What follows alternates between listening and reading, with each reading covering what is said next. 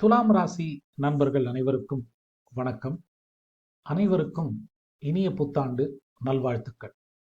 2025ஆம் வருடை பொறுத்தவரை 3 கிரக பயிற்சிகள் நடக்கவிருக்கின்றன.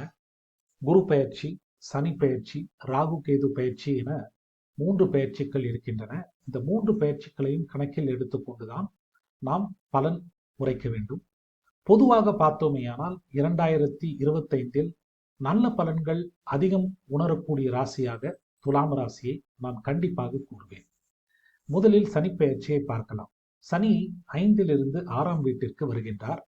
6ல் இருக்கும் சனி எப்பொழுதுமே நல்ல பலன்களை கொடுப்பார். புதிய வேலை அமைவது, வேலை இல்லாதவர்களுக்கு வேலை கிடைப்பது, நல்ல வேலைக்கு மாறுவது, இவை அனைத்தையும் துலாம் ராசியினர் எதிர்பார்க்கலாம். அதைவிட முக்கியமாக உங்களில் யாருக்கேனும் நோய் தொல்லைகள் இருந்தால் அந்த நோய் தொல்லைகளில் இருந்து விடுபடுவதற்கு 6ல் சனி இருக்கும் காலம் ஒரு பொற்காலம் என்றே நான் கூறுவேன்.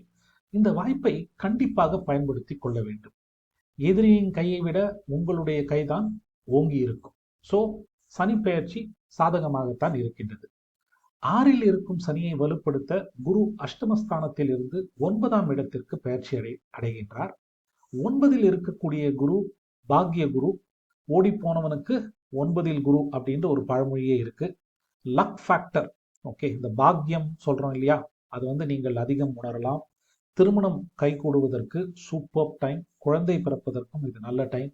எதிர்பார்த்ததை விட நல்ல பலன்கள் நடப்பதற்கு, எதிர்பாராத நல்ல பலன்கள் நடப்பதற்கும் இது ஒரு நல்ல டைம் அப்படின்னே சொல்லலாம்.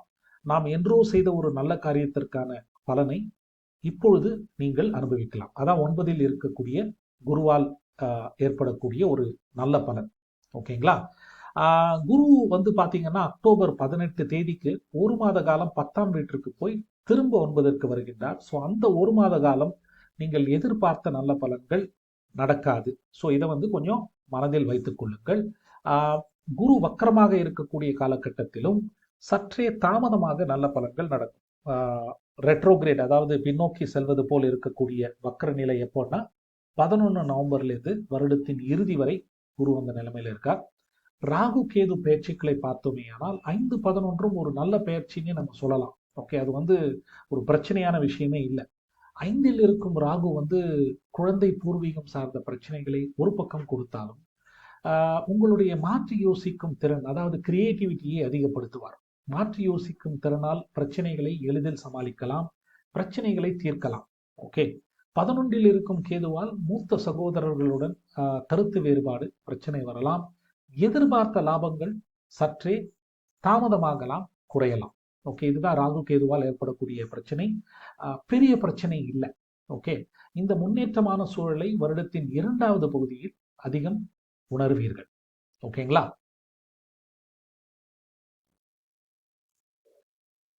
இப்ப நம்ம பார்த்தது எல்லாமே பொது பலன். பொதுவாக பார்த்தோம்னா துலாம் ராசியினருக்கு ஒரு நல்ல டைம் அப்படின்னு நான் சொன்னேன். இப்போ நம்ம கொஞ்சம் ஸ்பெசிஃபிக்கா பார்க்கலாமா அப்படின்னா என்ன பண்ணோம்னா, உங்களுடைய ஜனனகால ஜாதகத்தில் இருக்கும் கிரகத்தையும் கோச்சார கிரகத்தையும் இணைத்து நம்மால் பலன் கூற முடியும். தசாபுக்தி மாத்திரம் இல்லை, உங்கள் ஜாதகத்தில் இருக்கும், அதாவது பிறந்த நேரத்தில் இருக்கக்கூடிய ஜாதகத்தில் இருக்கும் கிரகங்கள் கோச்சார கிரகங்கள் இணைந்துதான் பலன் கொடுக்கும். இதுவும் பலன் எடுப்பதற்கான ஒரு முக்கியமான முறை.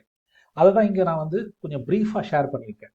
உங்களுடைய ஜாதகத்தில் ஒருவேளை 6ஆம் வீட்டில் குருவோ சுக்கிரனோ இருந்தால், அதாவது மீன வீட்டில் 6வது வீட்டில் குருவோ சுக்கிரனோ இருந்தால், குருவோ சுக்கிரனோ, அதாவது ஜனனகால குருவோ சுக்கிரனோ கோச்சார சனியுடன் இணைந்து நல்ல பலன்களை அதிகப்படுத்துவார். அதாவது பொருளாதார முன்னேற்றம் அமோகமாக இருக்கும்.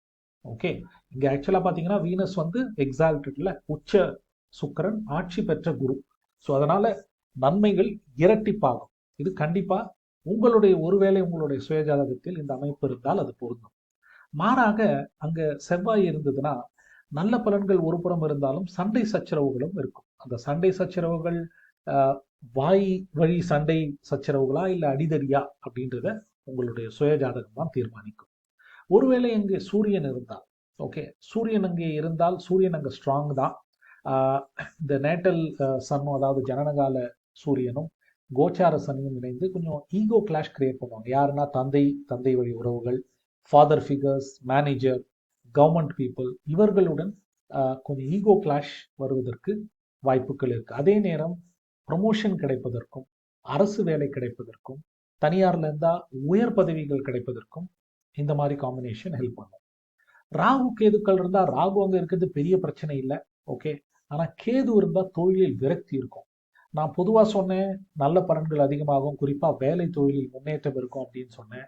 ஆனால் இந்த மாதிரி ஒரு இருந்ததுன்னா, அதாவது கேது இருக்கு, சனி இருந்தா வேலையில் பிரச்சனைகளே கூட வரலாம். ஸோ இப்படித்தான் நம்ம வந்து கொஞ்சம் ஸ்பெசிஃபிக்காக குறிப்பிடும்படியான பலன்களை நம்மால் எடுக்க முடியும். சரிங்களா? பொதுவாக பார்த்தோமேயானால் 2025 துலாம் ராசியினருக்கு அமோகமாக இருக்கின்றது. அதுல எந்த விதமான சந்தேகமும் இல்லை. உங்களுடைய சுய ஜாதகத்தை பொறுத்து அந்த நற்பலன்கள் கூடவோ குறைவாகவோ இருக்குமே ஒழிய நற்பலன்களுக்கு குறைவு இருக்காது. கண்டிப்பா ஏதோ ஒரு விதத்துல நற்பலன்களை உணர்வீர்கள். இப்போ அதிக லாபம் கிடைக்கும், அதிக பணம் கிடைக்கும்னா சில பேருக்கு ஜாதகம் ஸ்ட்ராங்காக இருக்கவங்களுக்கு டபுள் ப்ரொமோஷன் கூட கிடைக்கலாம், ரைட்? பெரிய ஒரு இன்க்ரிமெண்ட் கிடைக்கலாம், இல்லை ஒரு பெரிய ஆர்டர் கிடைக்கலாம். ஜாதகம் வீக்காக இருக்கவங்களுக்கு நீங்கள் ஏதோ ஒரு கடைக்கு போய் பேரம் பேசுறீங்க, நீங்கள் கேட்ட பேரத்தை வந்து கடைக்கார கொடுத்துட்டா அது கூட லாபம் இல்லையா? ஸோ இப்படி தான் நம்ம வந்து டிஃப்ரென்ஸ் எடுக்கணும். எப்பவுமே நம்மளோட சுய ஜாதகம் தான் இம்பார்ட்டன்ட். ஆனால் நடக்கக்கூடிய கோச்சார நிகழ்வுகள் சுய ஜாதகத்தில் இருக்கும் கிரகங்களை கண்டிப்பாக இயக்கும், கண்டிப்பாக எடுத்து செல்லும். இந்த பாயிண்ட்டை நீங்க வந்து கண்டிப்பா மனதில் கொள்ள வேண்டும். சரிங்களா?